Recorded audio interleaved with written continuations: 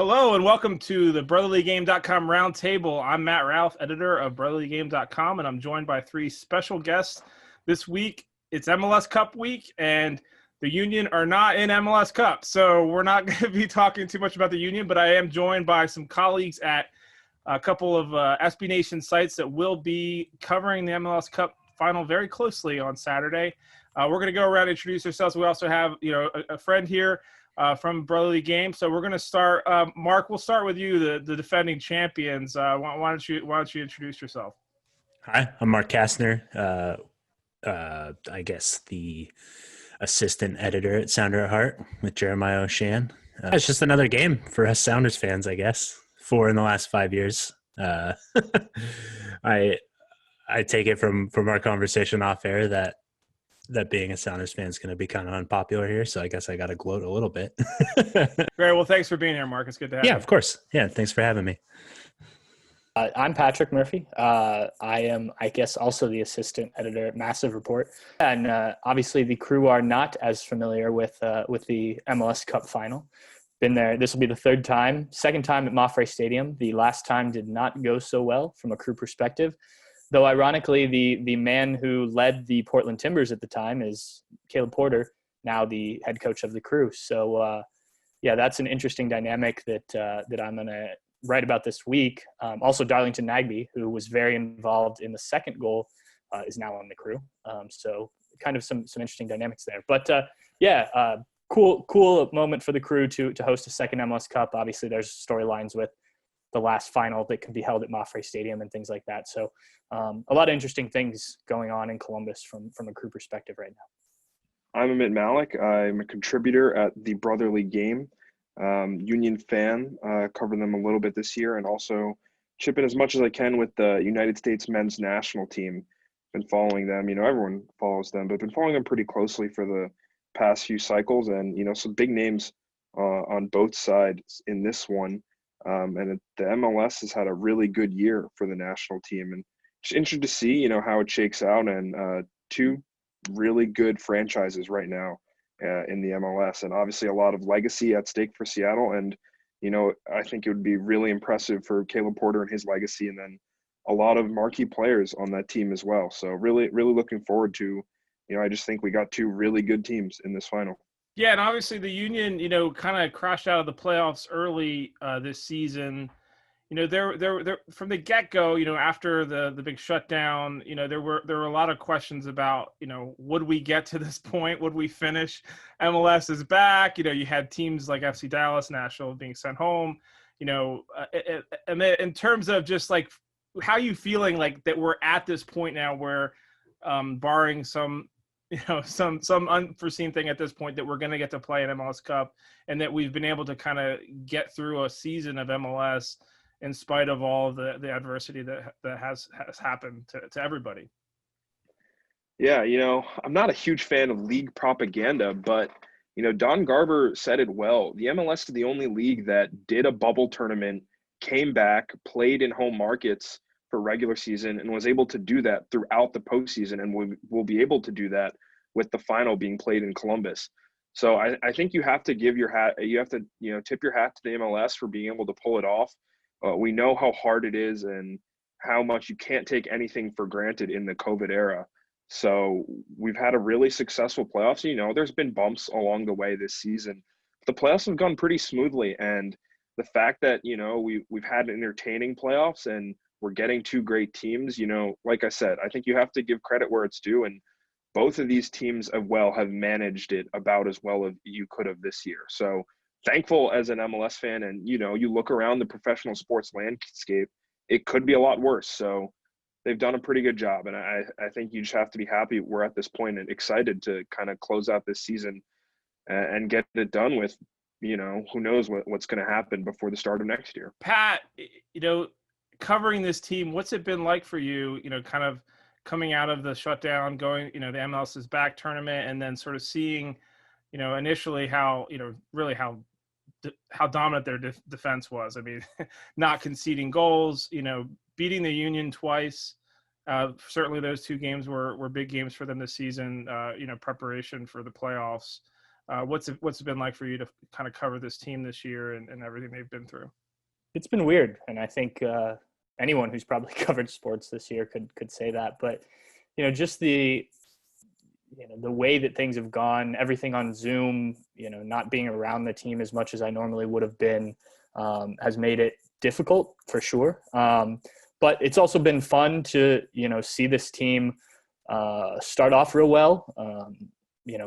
Did well at the MLS's back tournament in the group stage, at least got the 9 points that the crew talked about wanting to get.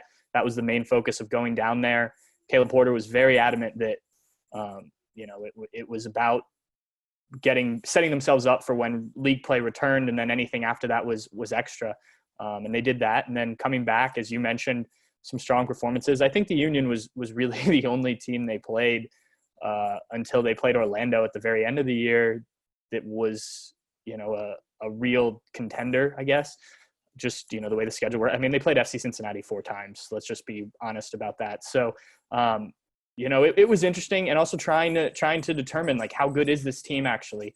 The games against the Union were obviously very close. So, was it just the fact that the crew was playing at home? Was, the team actually as good as this? Was the defense as good as people thought? And then they obviously had a slump towards the end of the season and then rebounded right before the playoffs started. So it's been an interesting ride for sure. And then, obviously the playoffs have been exciting.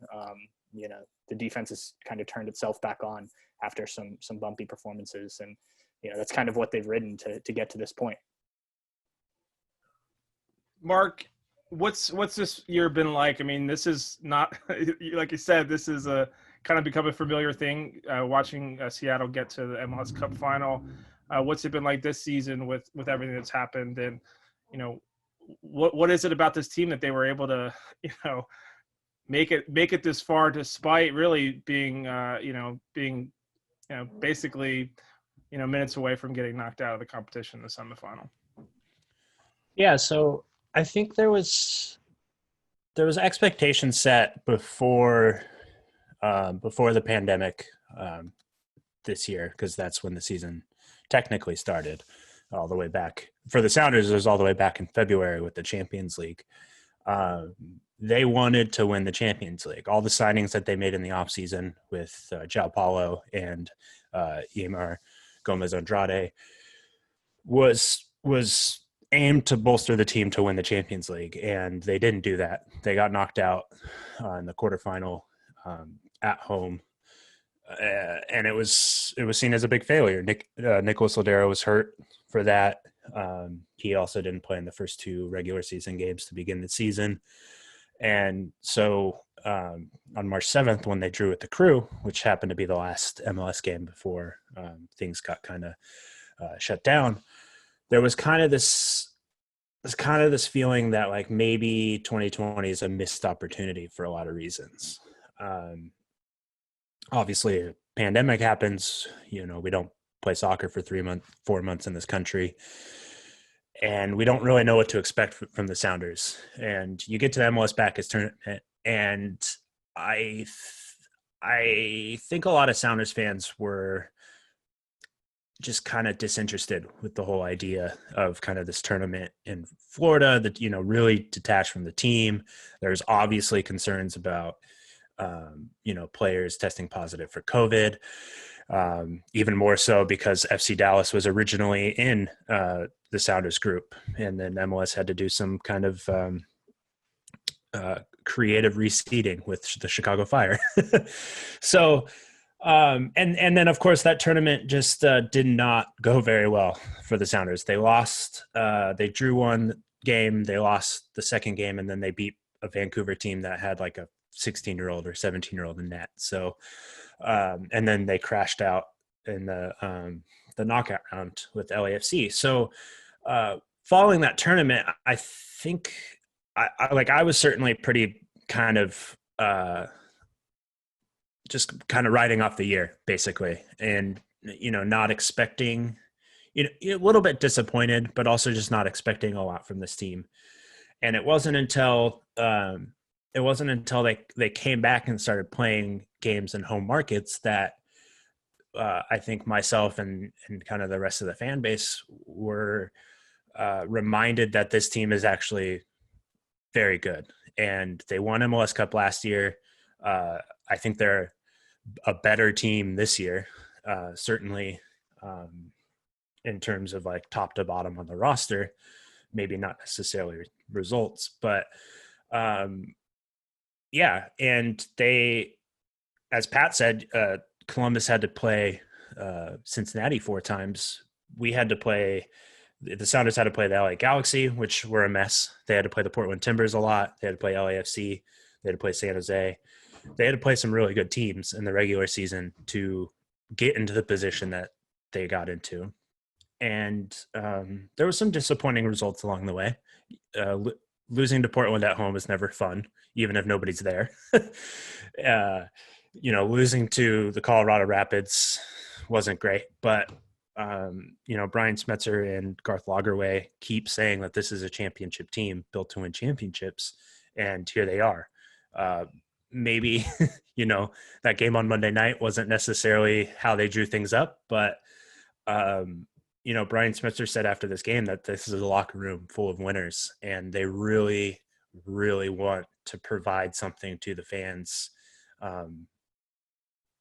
to kind of have something this year that is good amidst all of the awful things that have happened because of COVID. So I think that that's kind of the motivation for this team. And I will be the first to admit that at towards, in September and August, like I wasn't necessarily very excited about the Sounders because of everything else going on. But now I think that this playoff run and even kind of how they finished the season, they really wanted to provide something for the fans to be excited about and to be joyful about. I think that winning MLS Cup 2 seasons in a row, with everything that's gone on this year, would certainly be that thing to get excited about.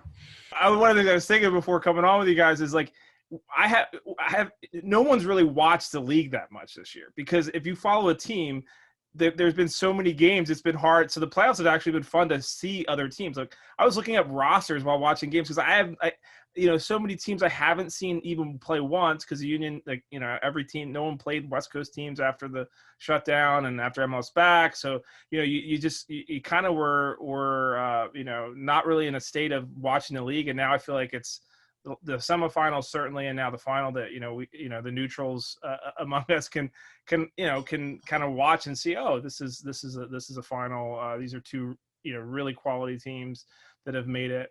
Amit, I'm curious, kind of watching, similar to me, kind of more neutral, I guess, and in that we don't cover these teams specifically. What have you seen from what you have seen, or what do you understand about these teams that maybe the Union can learn a little bit from the runs that they've made? A great question. I think, what strikes me about both of these teams, just having watched them, and, you look at their roster construction and in terms of their coaching staffs, it's a cliche word, but they're both just very professional, and they execute very well their game plans. And that's not to say that the Union don't do that. They won the Supporter Shield. They were very good at controlling games. They led often in a lot of games this season, and that was kind of what hurt them against the Revolution, is that they didn't, and they were not used to that game state of trailing. One of the last times they did that was at Columbus, and they weren't able to come back and get a result in that game. And obviously, roster construction, Jim Curtin says it all the time. They don't have a lot of margin for error. They're not a team of stars. They are kind of, the sum is greater than the parts. And, I think both of these teams are not star dependent, but they have match winners in their sides that can go and get you a result. And going on what I've seen from them, to build on that, what I've seen from them this year, especially in the playoffs, is that both teams just know how to control a game very well. And they have some of the best, midfield controllers in the game. Nico Ladero for Seattle, and then obviously Darlington Nagbe, both are just really good at running the show in the midfield. And then, they're both well coached. And you saw with Seattle is that when they were down 2-0, I don't think they panicked at all. It's lucky, you can say. You put on Will Bruin, He got a goal. It works. It's lucky that happened, but all the changes came and paid off. Svensson comes off and he scores on a set piece. And the going down 2-0 was off of two really, really good deliveries from Reynoso. I think Seattle has neutralized every kind of attacking front that they've played in the playoffs. And that's, Dallas isn't exactly great. Minnesota, Molino's played well, but they're not, a really scary side. LAFC is great, but Carlos Vela hasn't been great all year. And then Seattle has really just kept them in check. Columbus, Patrick talked about it, how great their defense has been. They do the same thing. And I think what you'll see in this game is that both of these teams are going to be so cagey because they care about when they lose the ball. Possession, even though it's your way to work forward, they don't want to give it up in a dangerous spot and let the other team attack in transition. And with the Union, they did that so well. And it's tough to play a team like New England 6 times and how good of a coach Bruce Arena is.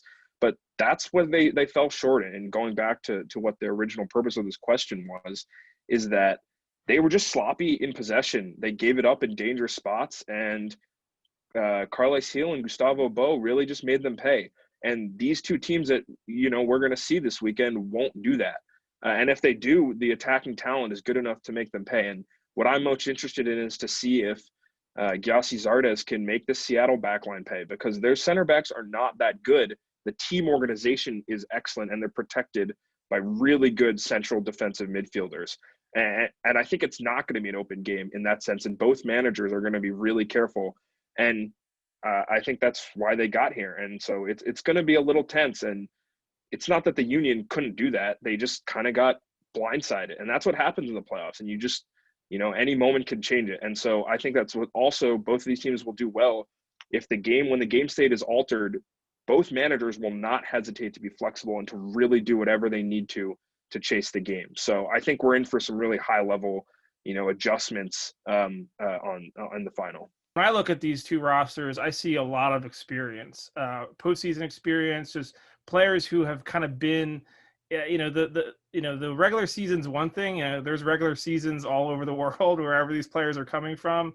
They've played, but the playoffs in MLS just take on a whole new dimension. And I think you saw that from Seattle, Mark, the other night, in terms of, they've been there before, and you could tell, like Amit said, like, they looked like they weren't panicked. They knew what they needed to do to tie the game, and then who knew they were going to also win it in regulation, but they knew what they needed to do to get that goal, and they knew it was going to come because they had the possession, and it was really, Minnesota just was trying not to break, right? They were bending, but they trying not to break, and the set pieces killed them in. But Mark, when you look at this team and you look at the experience, you mentioned earlier that the team is actually deeper and better than the team that won MLS Cup last year. But when you think about the travel, the time, what are the things that Seattle needs to be careful going into this game in Columbus on Saturday? I think that they need to be careful to not they need to focus. Basically, they definitely have the advantage of being an experienced team. I think it's 5 players on this roster were on the roster that won the 2016 MLS Cup. Most importantly, Nicolas Lodeiro, who is kind of the Seattle's most important player.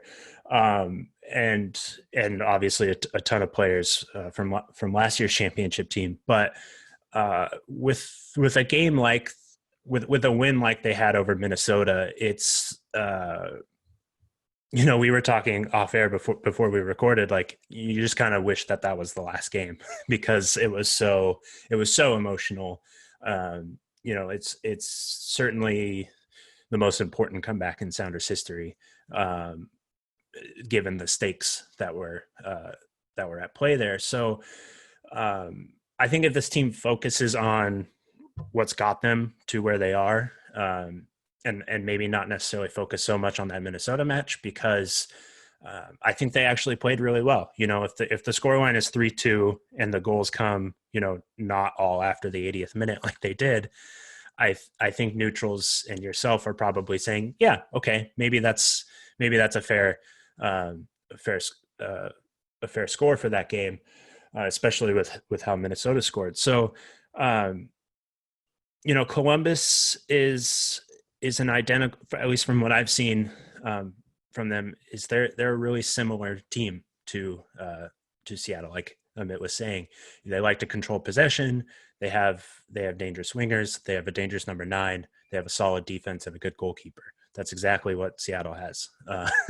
So the teams that have frustrated Seattle this year, mostly the Portland Timbers, have been teams that have focused on the counterattack. So I'm really interested to see how that goes.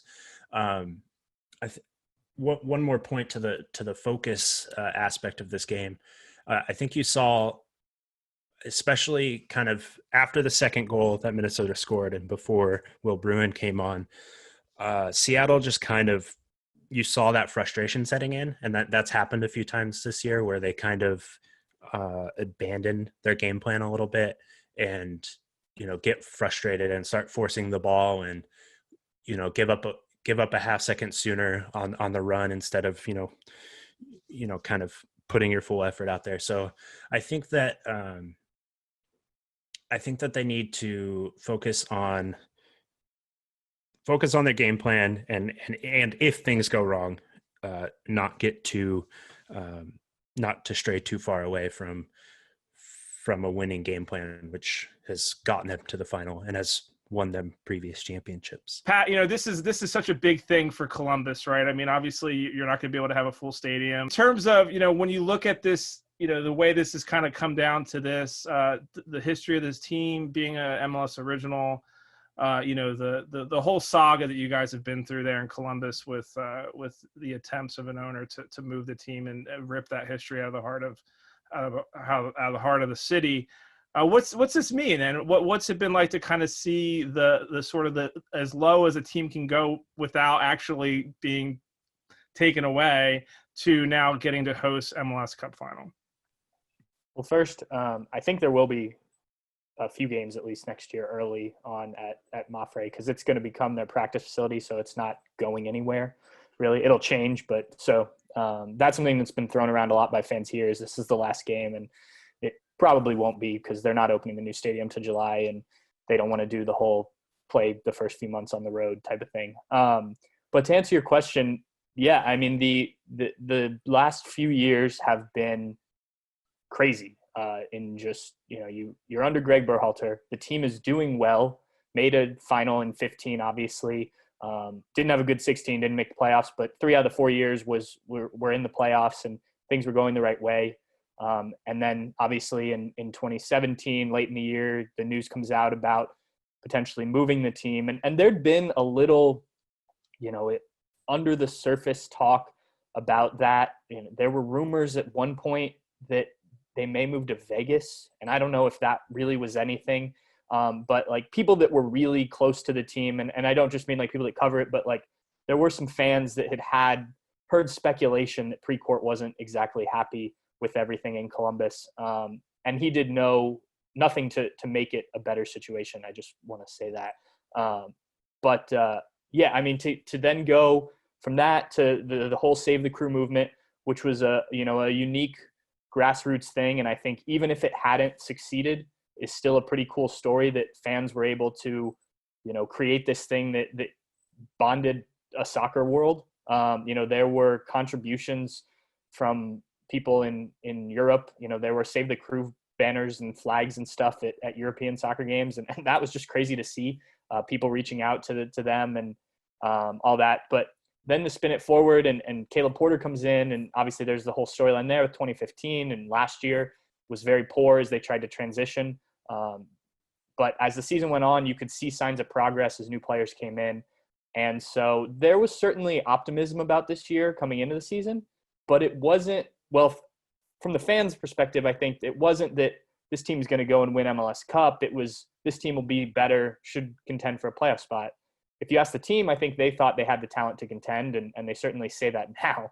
But yeah, it's been crazy. And one of our guys wrote about this week, the whole that whole time frame. And Josh Williams, who's an Ohio guy and has been with this team now twice, and was a big supporter of the Save the Crew movement, talked after the Eastern Conference Final about how, I think the quote he said was, Save the Crew was everything. And, basically that being able to reward the fans that fought so hard for the team with, a game in their stadium, even if they can't all be there, is kind of like a dream come true for a guy who's born from Ohio and really didn't want to see this team leave. So, I think regardless of what happens on Saturday, it's a pretty cool story. And, I think people here are pretty excited with everything that's happening, a new stadium next year and the new ownership and what they're building and whatnot. So it is unfortunate that this can't be a packed house, that there can't be, Sounders fans there too, because in 2015, that was a really cool thing with the Portland fans taking over one whole basically end zone. And I think that would be a really cool send off for Mafre to host that final like that. But it is what it is. This is the 2020 we live in. So they'll take what they can get and, try and cap it off in the best way possible. Yeah, definitely. And I feel like I'm going to be rooting for Columbus, but I think Seattle's going to win. I think like Mark said, I don't know. I just feel like they're back. They're almost, they should be a disadvantage because they're traveling, but it almost feels like it's going to be an advantage for them just because of the type of team that they are. Amit, do you have a score prediction for Saturday? Yeah, I think I'll go with 1-0 Seattle in extra time. I think it's going to be very tight. Like we've talked about, both of these teams, there's a lot of focus, there's a lot of intensity. They're well organized, well coached. It's hard to argue against Seattle's experience. It's hard to argue that they've been there. But that being said, I picked 1-0 in extra time. I think it's going to be really tight. I think it could go either way. I wouldn't be surprised if it went to penalties. I am expecting a low-scoring match either way. And, yeah, like I said, I'm just going to go with Seattle's experience, and I think they might be a little more dangerous with the ball, but Columbus's defense has been excellent. So really interesting to see how it unfolds. Personally would love an early goal to make one of these teams open it up and chase this game. So I'll go with that, but I don't feel if I had to attach a confidence onto it, I'd say 60-55%. I really think it's going to be close. Yeah, I want 2-1 Columbus, but I think 1-0 might be where we end up. Mark, do you have a score prediction for us? Man, you're putting me on the spot. So I have rave green colored glasses on, not literally, but it's hard to not feel very confident as a Sounders fan for this game. We've gone into finals before as massive underdogs, and that's worked out well. We won one MLS Cup without any shots on goal, which everybody likes to bring up.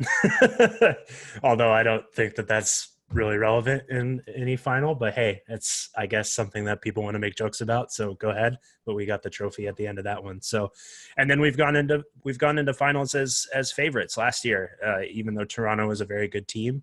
Hosting the final with 72,000 fans. There was no way that the Sounders were going to lose that game. And I think a scoreline of 3-1 last year was fair. I agree with Amit that this is going to be a really close game. I don't think that the winner is going to be more than one goal. I don't think the Sounders going to keep a clean sheet. So I think that means they probably have to score 2 goals to win. So let's say 2-1. All right, Pat.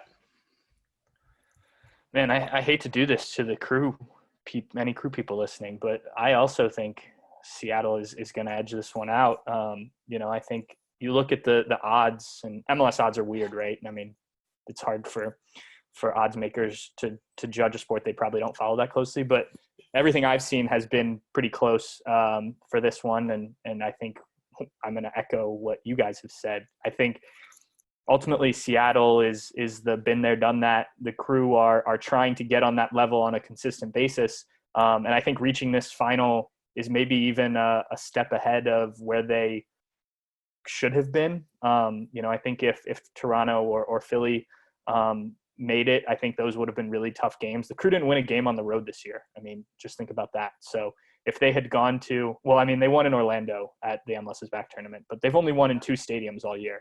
So, things have really fallen the Crew's way up to this point. And that's kind of why I thought Minnesota was going to win the other night, especially when they went up 2-0. It was like, well, of course they would then dodge, the defending champions because it's all fallen right. But yeah, I think probably 2-1 Seattle. Again, like you guys said, I think it's going to be a really good game. I don't know if it'll be the excitement of the Seattle Minnesota game the other night. I think it'll probably be closer to what we saw between the Crew and New England. Like Amit said, just the cagey kind of game. But yeah, so 2-1 probably Seattle. It wouldn't surprise me if the Crew find a way to win, just so people don't hate on me for that. But I just think, Seattle's got too much right now, and the Crew are still building towards being that elite level and whatnot so far. Yeah, definitely. I mean, I think it's definitely going to be one of those games where it's going to be up in the air. I mean, certainly, I'll be rooting for Columbus. I'm not going to be quiet about that, but it certainly, I think, will be a deserving winner whoever wins the game, as long as it's not decided by VAR or some garbage like that, right? Or the lights go out or something before the 90th minute. I probably should not have put that in the universe, right? But no. So Saturday's final is on Fox, the big Fox, right? The Fox you can get on network television. So that's at 8:30 Eastern time. That would be 5:30 Mark's time and 7:30 Amit's time. So we'll look forward to watching that game and seeing how this all transpires, and then we'll all be ready for the off season, right? Since there won't be any games after Saturday until 2021. So thanks so much for joining us, guys. I really appreciate your time and hanging out, and stay safe, everybody. And we'll do this again sometime.